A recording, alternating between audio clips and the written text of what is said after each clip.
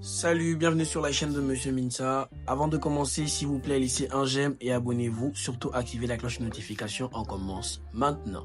Bonjour à tous, j'espère que vous vous portez bien. Donc, bienvenue sur la chaîne de votre enseignant préféré. Aujourd'hui, nous allons faire un cours sur une fiche de révision afin de vous préparer pour affronter certaines notions au baccalauréat. Et aujourd'hui, nous allons parler du travail. Je prends toujours un peu de temps pour vous dire que si vous êtes à Libreville, n'hésitez pas. Venez nous rejoindre au prépa, n'attendez plus, il ne reste que quelques mois. Donc, en principe, sur la fiche de révision portant sur le travail, il est question de savoir réellement comment définir le travail, quels sont les éléments importants qui ressortent et quelques citations qui peuvent en découler. Allons-y, maintenant, pause. J'ai failli oublier. Avant de commencer, laissez déjà un j'aime sur la vidéo et prenez le temps de vous abonner si vous êtes nouveau. S'il vous plaît, ça ne vous coûte rien. Donc, le travail, vous lisez avec moi, on est au niveau de l'introduction. On y va. Le travail est un concept central dans nos vies. Il occupe une place prépondérante dans notre quotidien, nos aspirations et nos interactions sociales. En gros, le travail est quelque chose d'indéniable, une chose que l'on ne peut nier. Voilà, on continue. Mais, qu'est-ce que le travail exactement? Donc, on n'a même pas de définition. On sait juste que c'est une chose ou un élément assez important. Donc, on n'a pas de définition du travail. Et par rapport à ce que nous on sait, par rapport à la vision que nous avons déjà du travail, nous allons essayer de définir le travail alors. Le travail peut être défini comme l'ensemble des activités humaines visant à produire, transformer ou accomplir une tâche. Il peut revêtir différentes formes, allant du labeur physique à la créativité intellectuelle. On dit bien, dans cette fiche de révision, nous explorerons les diverses dimensions du travail, de sa signification sociale à ses implications individuelles. Allons-y maintenant. Donc le premier élément, c'est d'abord de parler du concept du travail. Nous, on dira, le travail est bien plus qu'une simple occupation.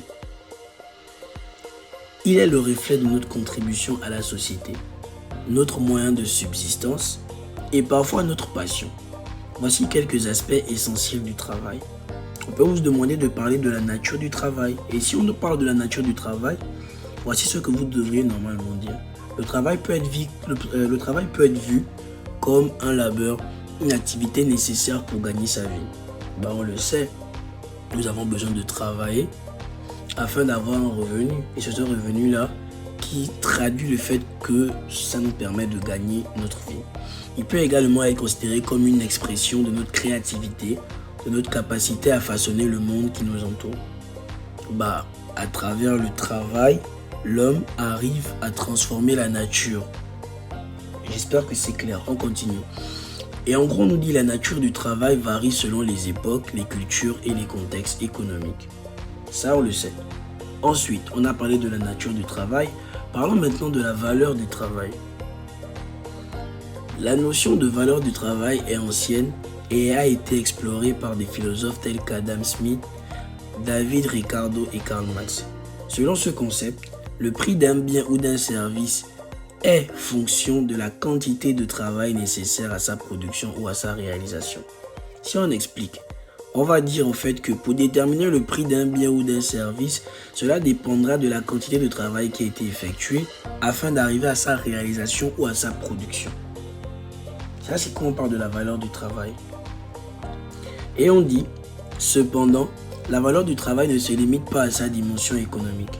Elle englobe également sa signification personnelle, sociale et morale. Donc, on se rend compte que nous avons deux éléments. Nous avons la nature du travail et la valeur du travail.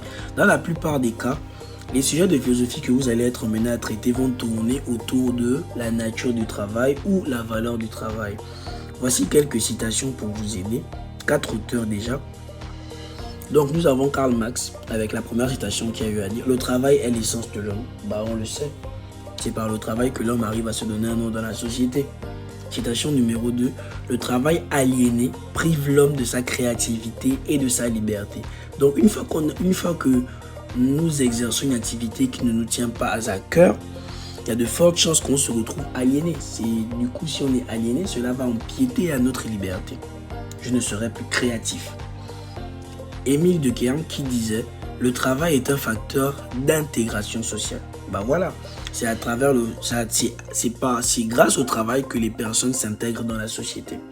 Citation numéro 4. La division du travail crée la solidarité entre les individus.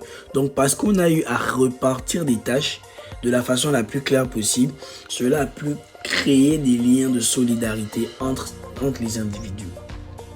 Max Weber qui nous dit « Le travail est un moyen d'accéder à la rationalité et à la réussite. C'est grâce au travail qu'on parvient à faire des choses normales et que l'on atteint nos objectifs. » Voici la reformulation. Citation numéro 6. L'éthique du travail influe sur la formation du capitalisme. Les économistes vont se reconnaître parce que je pense que c'est clair. Donc l'éthique du travail, on parle ici de la beauté du travail, la façon dont le travail a été exercé.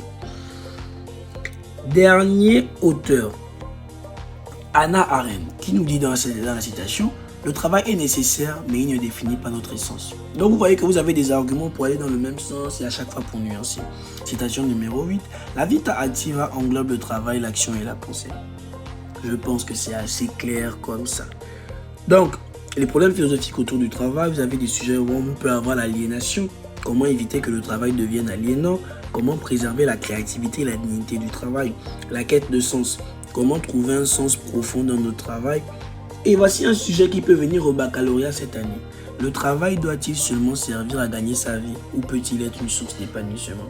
Donc, le travail, qu'il soit manuel ou intellectuel, est un élément essentiel dans notre existence. Il nous confronte à des défis, des choix et des opportunités. Bonne révision à vous. C'était Monsieur Minsa. Prenez le temps de vous abonner. Je vous remercie et on dit au prochain cours.